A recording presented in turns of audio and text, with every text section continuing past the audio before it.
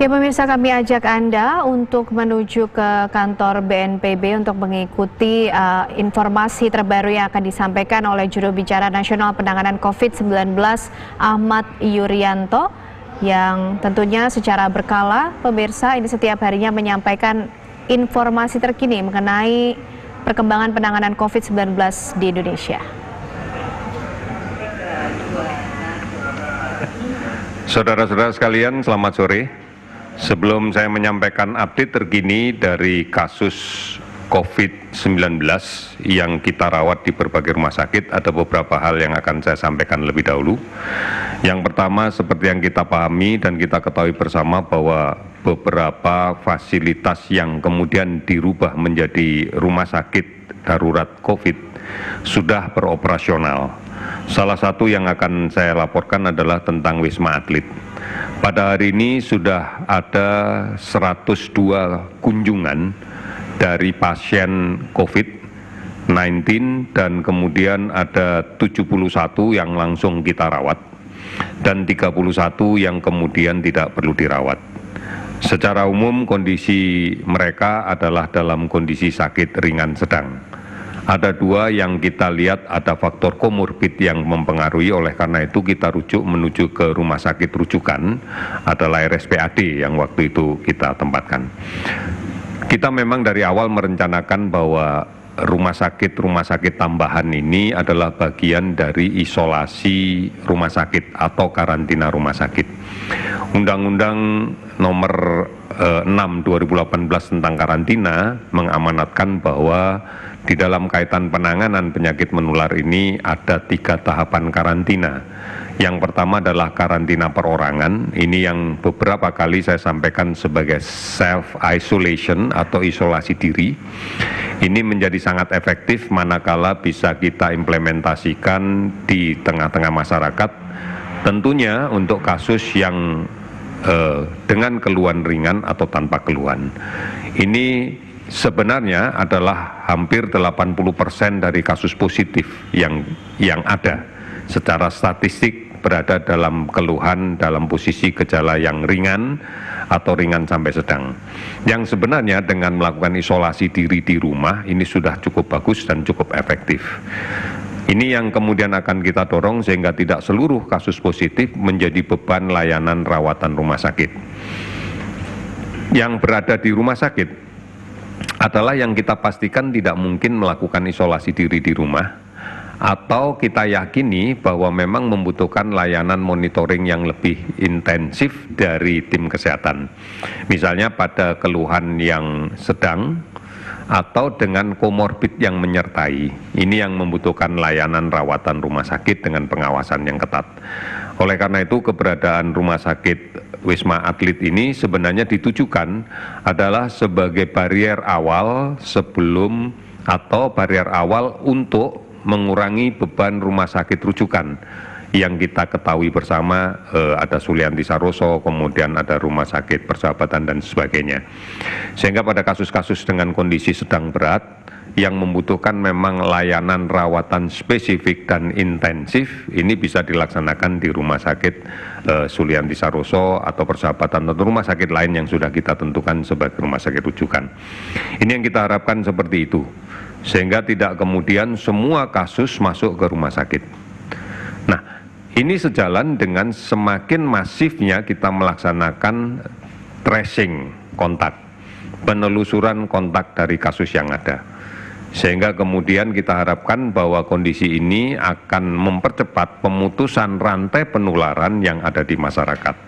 Meskipun tahapan ini bukan menjadi yang utama di dalam kaitan pengelolaan, pencegahan dan pengendalian COVID-19.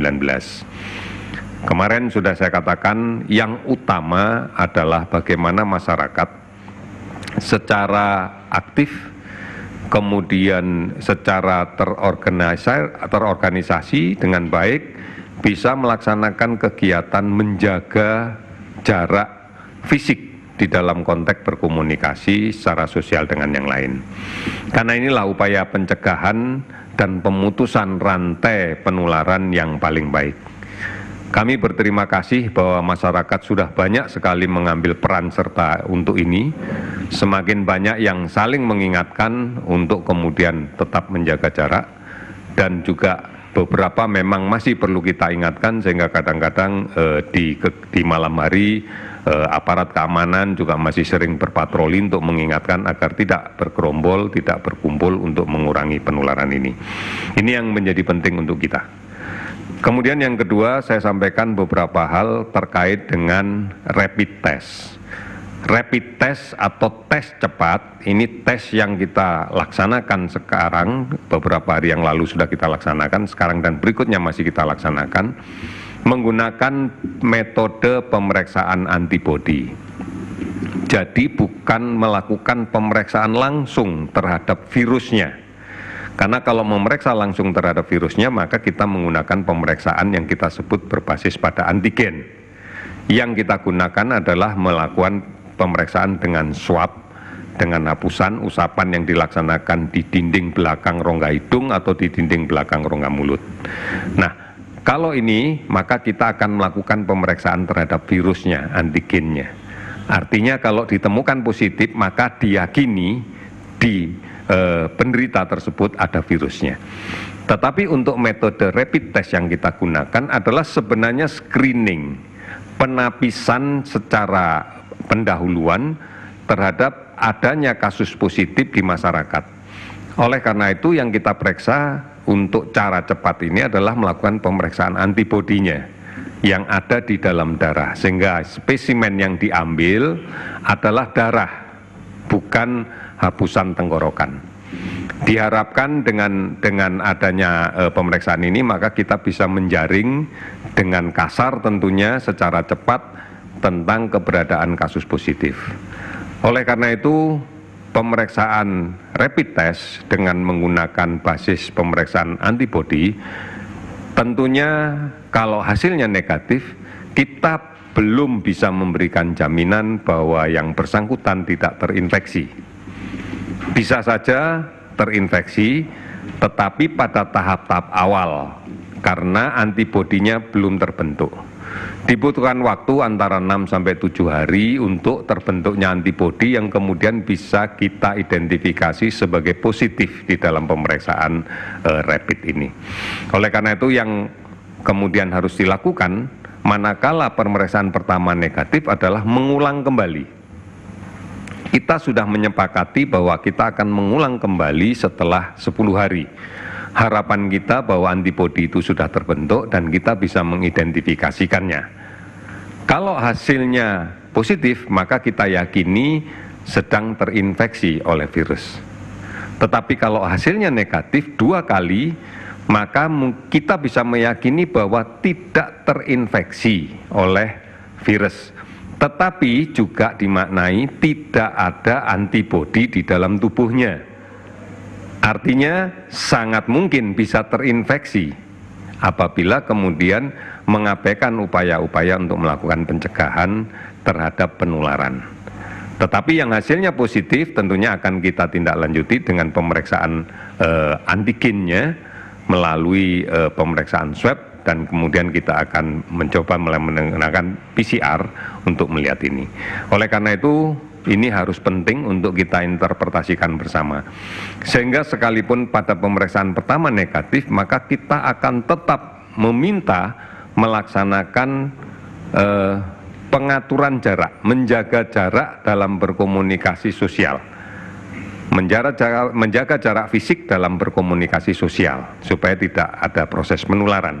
Ini menjadi penting dan ini harus kita laksanakan bersama-sama. Di dalam konteks pemeriksaan rapid test ini kita sudah menentukan kebijakan.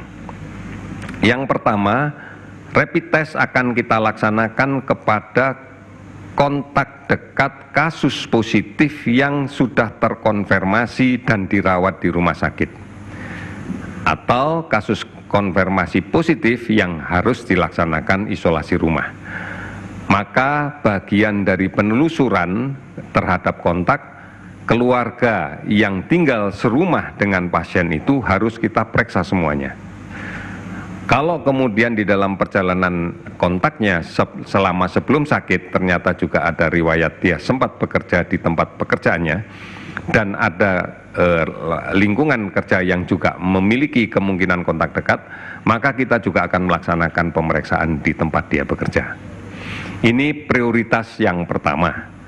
Prioritas yang kedua adalah kita melakukan pemeriksaan kepada semua tenaga kesehatan yang kemudian terkait dengan layanan terhadap pasien COVID-19. Ini harus kita periksa, termasuk front office rumah sakit juga kita lakukan pemeriksaan. Karena kita tahu bahwa mereka adalah kelompok yang sensitif untuk rentan terinfeksi COVID-19. Ini prioritas yang kita laksanakan untuk pemeriksaan rapid pada tahapan pertama. Sudah barang tentu kalau nanti cartridge kit yang kita kirim, yang kita datangkan semakin banyak, nanti kita akan berbasis pada wilayah.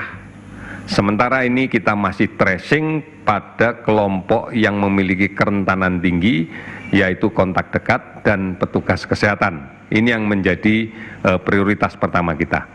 Kemudian setelah kit kita yang kita datangkan kembali sudah cukup banyak, maka kita akan melakukan pemeriksaan berbasis pada kewilayahan.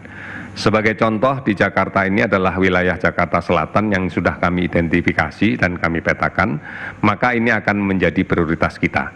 Pelaksanaan tes tentunya nanti akan didesentralisasikan di semua fasilitas kesehatan yang ada di wilayah itu. Misalnya puskesmas, kemudian laboratorium kesehatan daerah, rumah sakit yang ada di wilayah tersebut, baik rumah sakit pemerintah maupun rumah sakit swasta. Ini yang harus kita lakukan di tahapan berikutnya. Oleh karena itu, inilah yang menjadi urut-urutan tahapan kita di dalam kaitan dengan layanan kesehatan. Saat ini kita sudah mendistribusikan, kami cek tadi sudah mulai bergerak distribusi 125.000 kit untuk pemeriksaan cepat yang didistribusikan di 34 provinsi. Nantinya provinsilah yang akan bisa menentukan, pertama untuk kontak tracing, kedua adalah untuk petugas kesehatan yang dilibatkan dalam layanan langsung terkait dengan COVID-19 ini, dan pada pengiriman berikutnya dengan jumlah yang lebih besar nanti akan berbasis pada daerah di mana kasus ini ditemukan dan kemudian kita anggap sebagai daerah yang berpotensi untuk munculnya penularan. Saudara-saudara sekalian, pada tahapan yang terakhir saya akan menyampaikan update terkait dengan kasus konfirmasi positif yang sudah kita dapatkan di hari ini.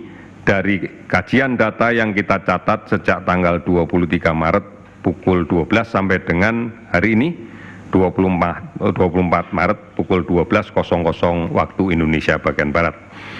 Ada penambahan kasus baru konfirmasi positif sebanyak 107 kasus. Sehingga total saat ini adalah 686 kasus positif. Ini adalah angka akumulasi sejak dari awal kita melakukan pemeriksaan. Kemudian ada penambahan juga, mohon maaf, tidak ada penambahan kasus yang sembuh, masih tetap sama datanya 30, tetapi ada beberapa yang sudah sekali diperiksa spesimennya negatif, kita akan tunggu besok. Kalau pemeriksaan yang kedua negatif berarti sembuh. Kemudian ada penambahan kasus meninggal sebanyak 7 orang, sehingga total kasus meninggal adalah 55 orang. Sehingga update pada posisi 24 Maret 2020 pada pukul 12.00 sebagai berikut: kasus kumulatif positif sebanyak 686, kemudian kumulatif pasien sembuh sebanyak 30 orang, dan kumulatif kematian sebanyak 55 orang. Demikian informasi yang saya sampaikan untuk hari ini.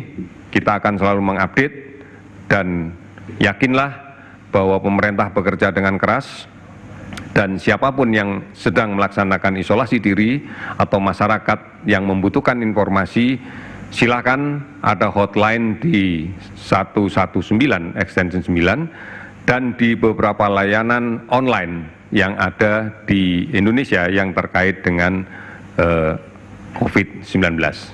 Mudah-mudahan ini bisa menjadi informasi yang membantu kita sekalian. Terima kasih, selamat sore.